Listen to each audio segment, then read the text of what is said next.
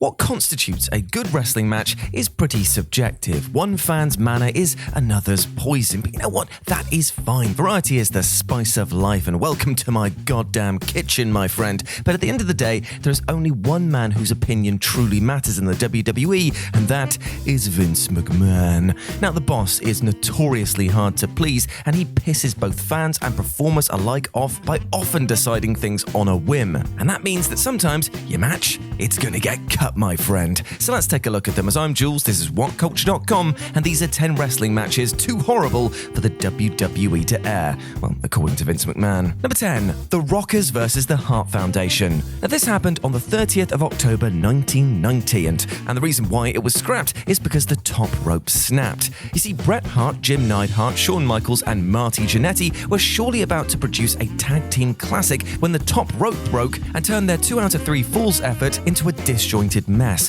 The Rockers bagged their WWF tag titles anyway, but the company completely scrapped plans to show the match on TV afterwards. Sadly, Vinnie Mac also had a change of heart about Shawn and Marty winning the belts at all. Their scheduled run as champs was suddenly cancelled, meaning this sticks out as one of the most notable ghost title changes in Federation history. Although everyone involved did their best to make the match work as a live spectacle for fans, they were right up against it from minute one. The WWF thought their match was too messy to work on programming, and that was that. No fan-pleasing win for the Heartthrobs. Sad. Number 9, Christian vs. Bradshaw. Now, this occurred on the 30th of October 2001 on an episode of SmackDown. Or did it? No, because it didn't make the TV airing. The match was meant to be between Christian and Bradshaw for the absolute bargain bin European title. Now, the official reason that this match was cut was due to time constraints. Now, if that sounds a little bit weird for a title switch, then good, because it should be. Surely the promotion could have bumped something less important from the show and let Christian have his moment, right?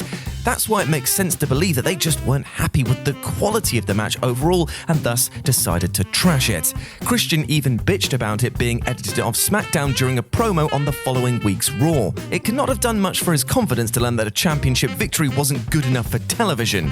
And remember, he was mid-push at the time as well. But still, he ended up on the cutting room floor. Number 8, Chelsea Green vs. Mickie James. Now, this is a bit of a curious one because Chelsea Green told Fightful that she taped a match with Mickie James before an unknown episode of Raw. This dark match was going to be used on the edited as live broadcast, but it didn't make the final cut, and Chelsea still doesn't quite know why, because nobody gave her a solid reason. Now, she reckons that Vinnie Mac must have thought the match absolutely sucked or something equivalent. This unseen scuffle was supposed to be the launching point for Green's run as an obsessive Mickie superfan, becoming a sequel to James's own creepy antics with Trish Stratus from years before. WWE abolished that booking and decided not to flesh out that story. Now, Chelsea has a hunch that somebody backstage, likely McMahon, saw the bout with Mickie and didn't like it, which would then explain why the boss stopped the thing from airing on TV hours later, or at all. Number 7, RHYNO vs. TAJIRI. Again, here's another odd story from a very odd man, and that man is obviously Vince McMahon. Now, most older fans listening to this will have probably heard about the time that Vince rolled out to put a stop to TAJIRI vs. RHYNO at a house show in 2003. And famously, the disinterested chairman grabbed a mic and told the pair that they were boring him to sleep.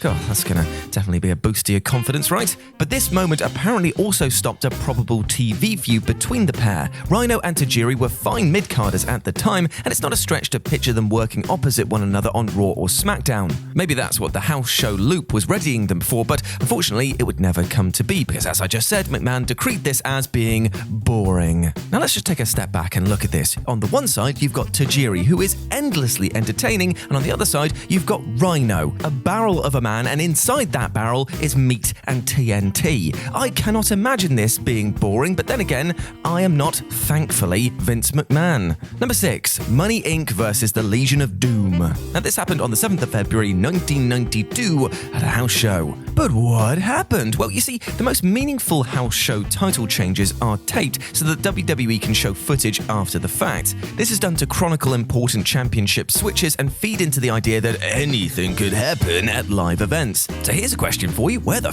did the footage go for this match? That night, Money Inc. defeated the Legion of Doom to become the new WWF Tag Team Champions. Rather than showing what happened, though, the promotion assured fans that the match had totally been special.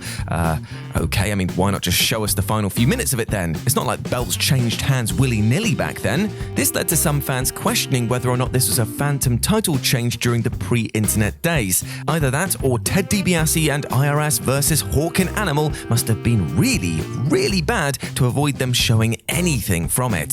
Very odd. Number 5. Mayhem in Manchester. Now this is a very strange one because the entire card was scrapped from WWE TV. You see, Mayhem in Manchester was supposed to be one of those old UK exclusive pay-per-views like Rebellion or One Night Only. Instead, the WWF released the event in highlights form on VHS. They even had Michael Cole run some voiceover work in lieu of live commentary.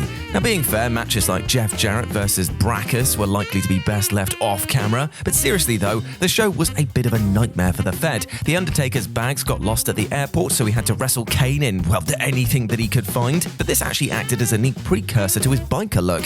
Still, not even that Easter egg could save Mayhem from the cutting room floor. The show just wasn't up to snuff. I mean, the camera quality was awful, and the WWF elected to pretend post-event that highlights had just been the plan all along. It is, however, worth noting that this was the final company broadcast to feature the new Old Generation logo. Number 4. Sid versus Shawn Michaels. So, weeks before SummerSlam 95, the then on-screen president Gorilla Monsoon pretty much told fans that Shawn Michaels versus Razor Ramon in a rematch of their classic WrestleMania X ladder match would be better than Shawn versus Sid, thus leading the fan-friendly authority figure to book that instead. Now, it's hard to argue with his plan, but it did kind of dump all over the idea that the company had any faith in Sid. The bizarre thing here is that the WWF did present this match in late 1996, so they can't have been that sour on the big guy. Michaels did also write in his book years later that he never really enjoyed carrying the future Psycho. Presumably somebody behind the scenes believed that Shawn versus Sid would absolutely suck at SummerSlam. They could have been worried about the quality of the card generally as well, because Diesel versus Mabel, Number 3. AJ Styles versus OMOS. This match happened on the 27th of December 2021, but unfortunately never made the cut, because OMOS was supposed to wrestle AJ Styles for the first time on television during a recent episode of Raw. The post-Christmas 27th of December episode was set to have these ex-partners going to war in a big man versus little man battle, but the WWE changed the script last minute. A Boxing Day house show at Madison Square Garden 24 hours before might have actually been the reason why. There, the pair had a match that Dave Meltzer described as absolutely horrible. It was so foul, in fact, that WWE's Power Players pulled a rematch from Raw and had Styles wrestle Apollo Crews instead. Here, AJ Styles came out to badmouth him before being confronted by NXT 2.0's Grayson. After that, Crews and Commander Aziz came out to set up Aziz versus AJ. Then, mid-commercial break, WWE altered that to Styles versus Apollo. Whew, talk about a mess. Number 2. Ric Flair versus Randy Savage. Now, a rookie being pulled from TV or asked to work on his in-ring performance is one thing, but seasoned professionals like Ric Flair and Randy Savage being told the same thing? Say it ain't so. But unfortunately, it definitely happened, because the veteran pair had to reshoot the finish to their match on the 1st of September 1992, and the bout then aired 2 weeks later on the 14th of September. Now, according to Bruce Pritchard's podcast, McMahon was disgusted by the bungled ending to the original match and demanded that Rick and Randy get out there for a redo. The live audience then watched as two of the best ever strolled back through the curtain and worked another take. The end results were then spliced together in post-production. Primetime Wrestling's mid-September episode got footage from both matches, but the WWF would never admit to that or air the initial finish. That's when you know it was poor. And number 1, Lash Legend versus SARRAY. Oh dear. The Wrestling Observer recently reported that Lash Legend versus SARRAY from the 17th of December edition of 205 Live is now roundly considered to be WWE's worst match of 2021.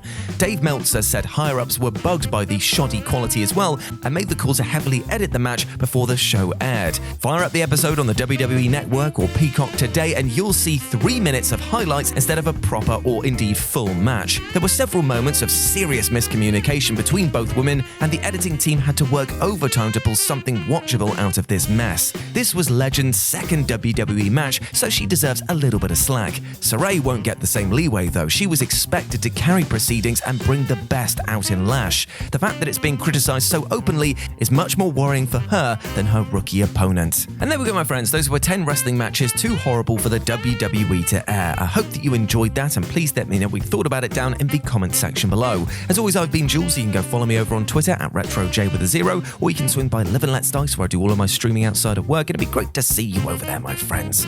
But before I go, I just want to say one thing. Hope you're treating yourself well with love and respect, my friend, because you deserve the best things in life. At the moment of recording, it is the beginning of 2022, so we have a big year in front of us. So let's go and approach it with all the positivity that we can. You're a massive ledge, don't let anything tell you otherwise, and I will see you soon, my friend. Goodbye.